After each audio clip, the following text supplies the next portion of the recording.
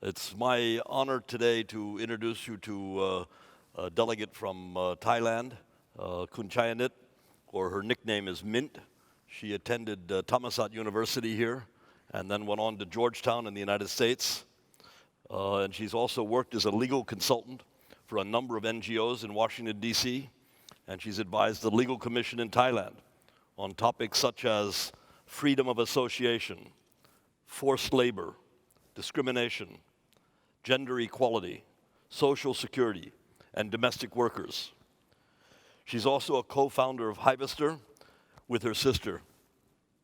It's an online booking platform which connects socially conscious people with sustainable activities with local hosts, such as farmers or fishermen, which ensure the principle of fair pay while also ensuring that no harm is done to the culture or the environment.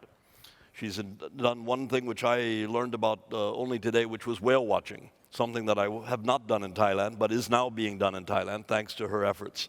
And I just want to close with the fact that when I see the passion and dedication, not only that Mint has for her passions and her subjects, but I also see the passion and the energy in this room. I feel more confident that things are going to work out for the better for all of us. So with that, let me introduce Kun Mint. Please, take it away.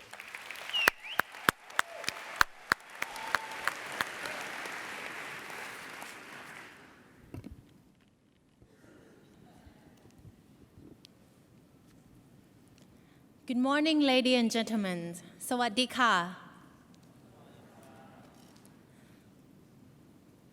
So how would you feel if you had worked for 30 years making clothes for luxury brands and yet only earn $1 per hour and you can barely feed your children?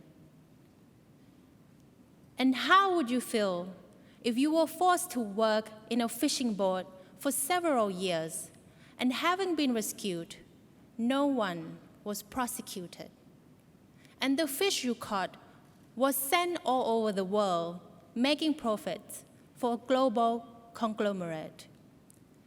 So multinational corporations are usually based in countries with strong labor law, but they apply only in its home territory.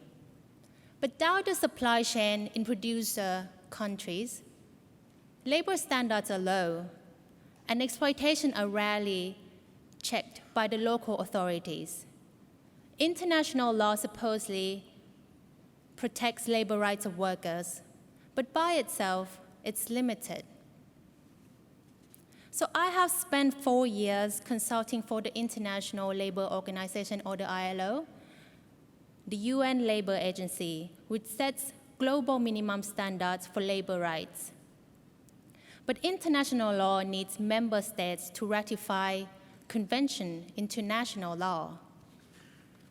Ratification is an important first step. This means supervisory mechanism can be used, with nations reporting their progress on implementation to an ILO committee, which then make recommendation. Countries can work with technical experts to improve labor standards, while employer and worker can have a say. Trade unions can also file a complaint to the ILO if a country violates conventions. So my work with the ILO involved researching the gap between national and international law. And when I present my research to the Ministry of Labor, demonstrating that Thailand already had an existing legal framework for the ratification of Convention 111 on non-discrimination in employment, it was received positively. And later, we had another meeting with several ministries to explain and convince that using this existing law, there's no hurdle for the country to ratify this convention. Later, the Ministry of Labor announced its intention to ratify this convention at the International Labour Conference this year. And once it's ratified, it could help protect labor rights of 38 million people.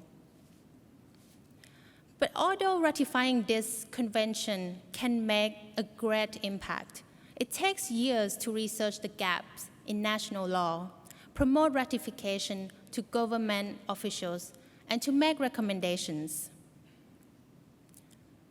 And if a country does not implement the legal principles, the ILO can call all member states to take action, but it has only happened once. Mostly, a country simply receives expert comment or is potentially shamed in the ILO plenary session. It is limited. So even if the law is ratified, it does not mean an immediate impact to the life of laborers and workers.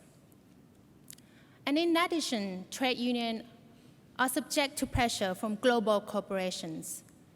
The trade unionist I personally know, employed by a famous US fast food restaurant chain, was offered 11 million baht just to accept the company's anti-union policy and stop demanding employers for better working conditions. So the question is, do we really need to sit and wait for the ratification? Can't corporations embrace the principle in international law and make an immediate impact? So several corporations have embraced this principle under international law without waiting for government to ratify. They have adopted best practice in their code of conduct and audit their own supply chains.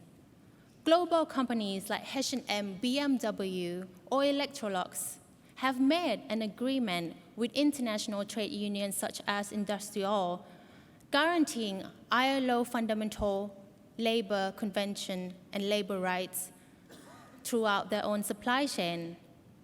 And that can make a lot difference to people in my home country.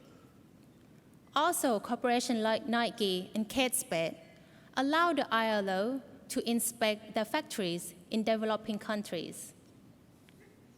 So corporations like this have done impressive work to be more transparent in their supply chain, but many have not. And we are seeing more governing bodies, such as California State and the UK government, legally requiring corporations to disclose their efforts in combating forced labor in their supply chain. So long-term solution, it will absolutely be international and national law. But while workers are suffering, the companies and corporations need to step up. So what can we do and what should we do? As consumers, we can echo the voice of workers and make corporations take notice by avoiding branded and unbranded goods with the slightest hint of labor exploitation. We can vote with our wallet. And as employees, we can demand transparency of our company's supply chain, ask them to publish, even when it's not required by the law. So it's about time global business does more than what's legal. They need to do what is right. Thank you very much.